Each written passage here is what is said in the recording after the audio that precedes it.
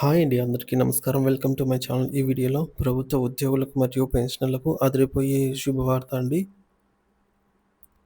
అదేంటనే పూర్తి వివరాలైతే వీడియోలో తెలుసుకుందాము. వీడియో అయితే ఎక్కడ గాని స్కిప్ చేయకుండా ఎండ్ వరకు చూసేయండి. అప్పుడే ఇన్ఫర్మేషన్ పూర్తిగా అర్థమవుతుంది.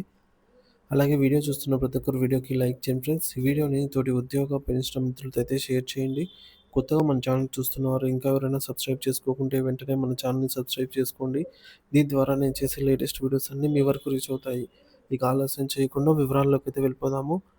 ఫ్రెండ్స్ ఇక విషయానికొచ్చినట్లయితే దేశవ్యాప్తంగా 1,00,00,000 మందికి పైగా ఉన్నటువంటి కేంద్ర ప్రభుత్వ ఉద్యోగులు, పెన్షనర్లకు అత్యంత కీలకమైన శుభవార్త వెలువడే సూచనలు కనిపిస్తున్నాయి. కొత్త ప్రభుత్వం కొలువుదీరడం మరియు కరువు భత్యం డీఏ 50% మార్కును దాటడంతో ఎనిమిదో వేతన సంఘం ఏర్పాటుపై చర్చలు ఊపందుకున్నాయి.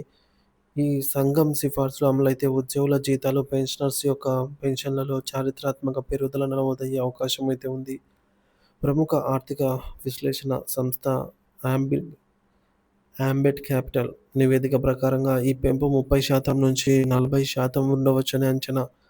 ఎనిమిదో వేతన సంఘం అంచనాలు మరియు ముఖ్య అంశాలు. జీతాల పెరుగుదల. సిఫార్సులు అమలైన తర్వాత ఉద్యోగుల జీతభత్యాలు వీటిలో 30% నుంచి 40% వరకు గణనీయమైన పెరుగుదల ఉండవచ్చని అంచనా. రెండవది ఫిట్‌మెంట్ ఫ్యాక్టర్. వేతన సవరణలో అత్యంత కీలకమైనది ఫిట్‌మెంట్ ఫ్యాక్టర్. ఏడో వేతన సంఘంలో దీనిని 2.57గా నిర్ణయించారు. ఎనిమిదో వేతన సంఘంలో దీనిని మరింత పెంచే అవకాశం ఉంది. ఈ ఫ్యాక్టర్ ఎంత ఎక్కువగా ఉంటే జీతం అంత ఎక్కువగా పెరుగుతుంది. మూడోది కనీస మూల వేతనం. ఏడో వేతన సంఘం సిఫార్సుల ప్రకారం ప్రస్తుతం కనీస మూల వేతనం అనేది 18,000గా అయితే ఉంది. ఎనిమిదో వేతన సంఘం అమలైతే ఇది 26,000 లేదా అంతకంటే ఎక్కువగా ఉండవచ్చు అని ఉద్యోగ సంఘాలు డిమాండ్ చేస్తూ ఉన్నాయి. అమలు తేదీ. వేతన సంఘం ఏర్పాటు, నివేదిక రూపకల్పన, ప్రభుత్వం ఆమోదం వంటి ప్రక్రియలకు సహాయపడుతుంది. కాబట్టి కొత్త సిఫార్సులు 2026-27 ఆర్థిక సంవత్సరం నుండి అమల్లోకి వచ్చే అవకాశం అయితే ఉంది. ప్రభుత్వంపై ఆర్థిక భారం. ఈ సిఫార్సుల అమలు కోసం కేంద్ర ప్రభుత్వం అదనంగా సుమారు 1.8 లక్షల కోట్ల వరకు ఖర్చు చేయాల్సి ఉంటుందని అంచనా.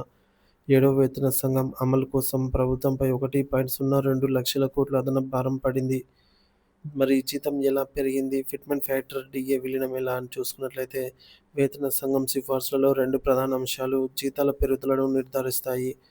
ఫిట్‌మెంట్ ఫ్యాక్టర్ అంటే ఏమిటి? ఇది ఉద్యోగి యొక్క ప్రస్తుత మూల వేతనాన్ని కొత్త వేతన స్కేల్‌లో ఎన్ని రెట్లు పెంచాలో నిర్ణయించే ఒక గణాంకం. మల్టిప్లైయర్. ఉదాహరణకు ఏడో వేతన సంఘంలో ఒక ఉద్యోగి మూల వేతనం 7,000 ఉంటే దానిని 2.57 ఫిట్‌మెంట్ ఫ్యాక్టర్‌తో గుణించి కొత్త మూల వేతనాన్ని 18,000గా నిర్ణయించారు.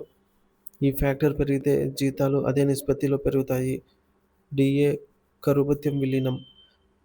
ప్రతి వేతన సంఘం అమలైనప్పుడు అప్పటి వరకు ఇస్తున్న డీఏలను మూల వేతనంలో విలీనం చేసి డీఏను 0 నుండి ప్రారంభిస్తారు. ప్రస్తుతం డీఏ 50% మార్కు దాటింది కాబట్టి ఈ 50% డీఏను మూల వేతనంలో కలిపేస్తారు.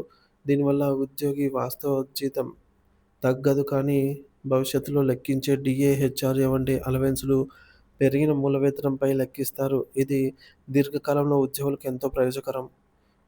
ప్రక్రియ మరియు కాలపరిమితి. ఏడో వేతన సంఘం తన నివేదికను ప్రభుత్వానికి సమర్పించడానికి సుమారు 18 నెలల సమయం పట్టింది. అదేవిధంగా ఎనిమిదో వేతన సంఘం ప్రక్రియ కూడా ఇలాగే ఉంటుంది. సంఘం ఏర్పాటు. ప్రభుత్వం అధికారికంగా ఎనిమిదో వేతన సంఘాన్ని ఏర్పాటు చేసింది. చర్చలు మరియు అభిప్రాయ సేకరణ. ఈ సంఘం ఉద్యోగ సంఘాలు, వివిధ ప్రభుత్వ శాఖలు మరియు ఇతర భాగస్వాములతో చర్చలు జరుపుతుంది.